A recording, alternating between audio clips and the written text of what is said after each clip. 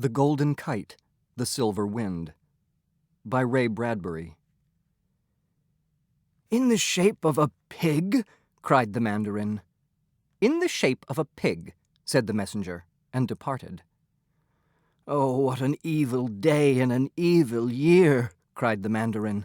"The town of Quanxi beyond the hill was very small in my childhood. Now it has grown so large that at last they are building a wall." "But why should a wall 2 miles away make my good father sad and angry, all within the hour?" asked his daughter quietly. "They build their wall," said the mandarin, "in the shape of a pig. Do you see? Our own city wall is built in the shape of an orange. That pig will devour us greedily." "Ah." They both sat thinking. Life was full of symbols and omens. Demons lurked everywhere. Death swam in the wetness of an eye. The turn of a gull's wing meant rain. A fan held so, the tilt of a roof, and yes, even a city wall was of immense importance. Travelers and tourists, caravans, musicians, artists, coming upon these 2 towns, equally judging the portents, would say, "The city shaped like an orange? No. I will enter the city shaped like a pig and prosper, eating all, growing fat with good luck and prosperity." The mandarin wept. "All is lost. These symbols and signs terrify. Our city will come on evil days." "Then," said the daughter, "call in your stonemasons and temple builders. I will whisper from behind the silken screen, and you will know the words." The old man clapped his hands despairingly. "Ho, stonemasons! Ho, builders of towns and palaces!" The men who knew marble and granite and onyx and quartz came quickly. The mandarin faced them most uneasily, himself waiting for a whisper from the silken screen behind his throne. At last the whisper came. "I have called you here," said the whisper. "I have called you here," said the mandarin aloud, "because our city is shaped like an orange, and the vile city of Quanxi has this day shaped theirs like a ravenous pig." Here the stonemasons groaned and wept. Death rattled his cane in the outer courtyard. Poverty made a sound like a wet cough in the shadows of the room. "And so," said the whisper, said the mandarin, "you raisers of walls must go bearing trowels and rocks and change the shape of our city." The architects and masons gasped. The mandarin himself gasped at what he had said. The whisper whispered. The mandarin went on. "And you will change our walls into a club which may beat the pig and drive it off." The stonemasons rose up, shouting. Even the mandarin, delighted at the words from his mouth, applauded, stood down from his throne.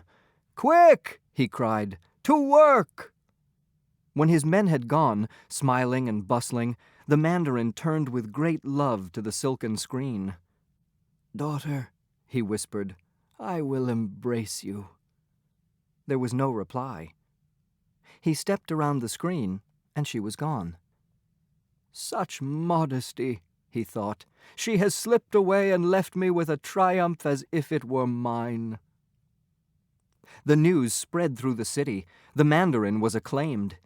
Everyone carried stone to the walls. Fireworks were set off, and the demons of death and poverty did not linger, as all worked together. At the end of the month, the wall had been changed.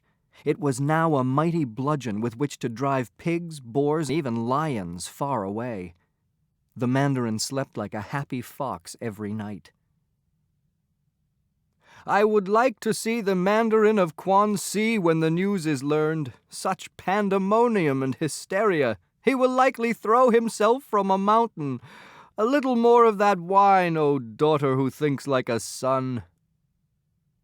But the pleasure was like a winter flower. It died swiftly. That very afternoon, the messenger rushed into the courtroom. "Oh, mandarin, disease, early sorrow, avalanches, grasshopper plagues, and poisoned well water." The mandarin trembled. "The town of Kwansi," said the messenger, "which was built like a pig, and which animal we drove away by changing our walls to a mighty stick, has now turned triumph to winter ashes. They have built their city's walls like a great bonfire to burn our stick." The mandarin's heart sickened within him like an autumn fruit upon an ancient tree. "O gods! Travelers will spurn us. Tradesmen, reading the symbols, will turn from the stick, so easily destroyed, to the fire which conquers all." "No," said a whisper like a snowflake from behind the silken screen. "No," said the startled mandarin. "Tell my stonemasons," said the whisper that was a falling drop of rain, "to build our walls in the shape of a shining lake." The mandarin said this aloud, his heart warmed. "And with this lake of water," said the whisper and the old man, "we will quench the fire and put it out forever." The city turned out in joy to learn that once again they had been saved by the magnificent Emperor of Ideas. They ran to the walls and built them nearer to this new vision, singing not as loudly as before, of course, for they were tired, and not as quickly, for since it had taken a month to rebuild the wall the first time, they had had to neglect business and crops, and therefore were somewhat weaker and poorer. There then followed a succession of horrible and wonderful days, one in another like a nest of frightened boxes. "O Emperor," cried the messenger, "Kwansi has rebuilt their walls to resemble a mouth with which to drink all our lake." "Then," said the emperor, standing very close to his silken screen, "build our walls like a needle to sew up that mouth." "Emperor," screamed the messenger, "they make their walls like a sword to break your needle." The emperor held trembling to the silken screen. "Then shift the stones to form a scabbard to sheathe that sword." "Mercy," wept the messenger the following morn. "They have worked all night and shaped their walls like lightning, which will explode and destroy that sheath." Sickness spread in the city like a pack of evil dogs. Shops closed. The population, working now steadily for endless months upon the changing of the walls, resembled Death himself, clattering his white bones like musical instruments in the wind. Funerals began to appear in the streets, though it was the middle of summer, a time when all should be tending and harvesting. The mandarin fell so ill that he had his bed drawn up by the silken screen, and there he lay, miserably giving his architectural orders. The voice behind the screen was weak now too, and faint like the wind in the eaves. "Kwansi is an eagle. Then our walls must be a net for that eagle. They are a sun to burn our net, then we build a moon to eclipse their sun." Like a rusted machine, the city ground to a halt. At last, the whisper behind the screen cried out, "In the name of the gods, send for Kwansi." Upon the last day of summer, the mandarin Kwansi, very ill and withered away, was carried into our mandarin's courtroom by 4 starving footmen. The 2 mandarins were propped up, facing each other. Their breaths fluttered like winter winds in their mouths. A voice said, "Let us put an end to this." The old men nodded. "This cannot go on," said the faint voice. "Our people do nothing but rebuild our cities to a different shape every day, every hour. They have no time to hunt, to fish, to love, to be good to their ancestors and their ancestors' children." "This I admit," said the mandarins of the towns of the cage, the moon, the spear, the fire, the sword, and this, that, and other things. "Carry us into the sunlight," said the voice. The old men were borne out under the sun and up a little hill.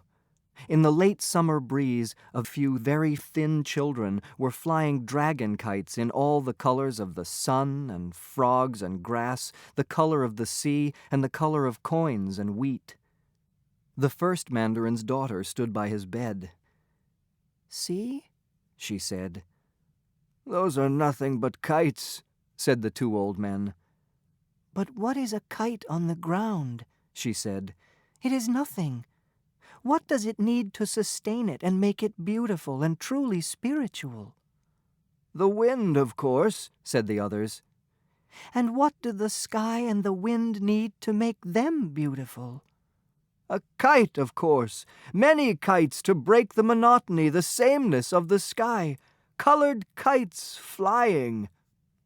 "So," said the mandarin's daughter, "you, Quan-Si, will make a last rebuilding of your town to resemble nothing more nor less than the wind. And we shall build like a golden kite. The wind will beautify the kite and carry it to wondrous heights, and the kite will break the sameness of the wind's existence and give it purpose and meaning. One without the other is nothing. Together, all will be beauty and cooperation and a long and enduring life." Whereupon the two mandarins were so overjoyed that they took their first nourishment in days, momentarily were given strength, embraced, and lavished praise upon each other, called the mandarin's daughter a boy, a man, a stone pillar, a warrior, and a true and unforgettable son.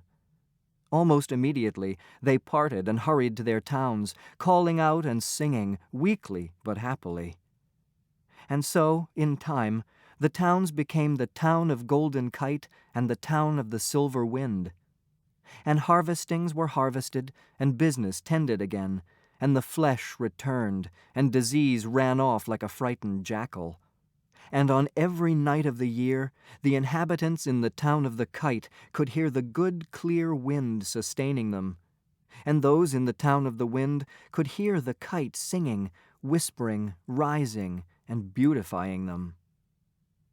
"So be it," said the mandarin in front of his silken screen.